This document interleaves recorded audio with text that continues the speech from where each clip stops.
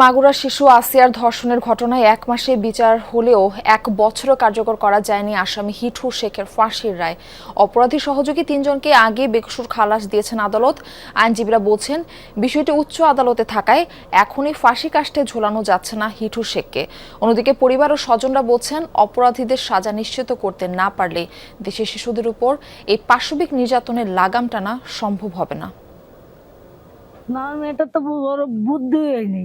কেবল 7 বছর যে 8 বছর পড়েছে।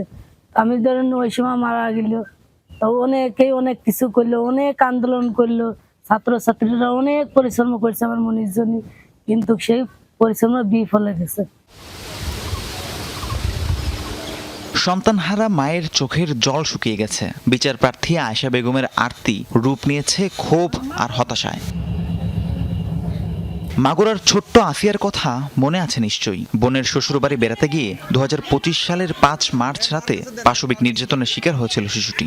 বোনের শ্বশুর হিটু শেখের লালসায় ক্ষতবিক্ষত হয় ছোট্ট শরীর। গোটা দেশ স্রষ্টার কাছে ফরিয়াদ জানিয়েছিল, সুস্থ হয়ে যেন আবারও মায়ের কোলে ফিরে যেতে পারে সে। তার হয়নি। 7 দিন পর হাসপাতালে মারা যায় আসিয়া।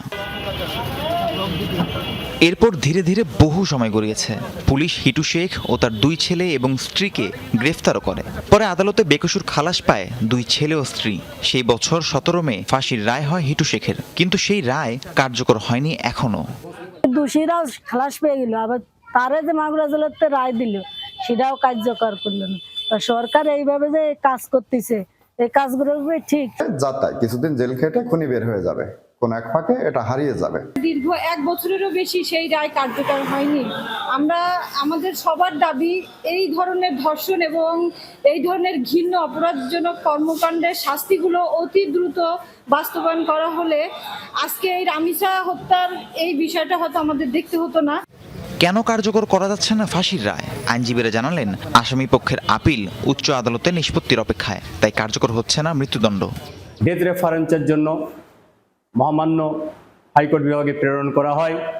ইতিমধ্যে উক্ত মকদ্দমার সাজাপ্রাপ্ত আসামি বিজ্ঞ মহামান্য হাইকোর্টে অ্যাপিল দাখিল করেছেন। মকদ্দমাটি চূড়ান্ত নিষ্পত্তির জন্য হাইকোর্টে অপেক্ষমান। শিশু ধর্ষণ ও হত্যা বন্ধে বিচারের পাশাপাশি রায় দ্রুত কার্যকরের দাবি স্বজনদের।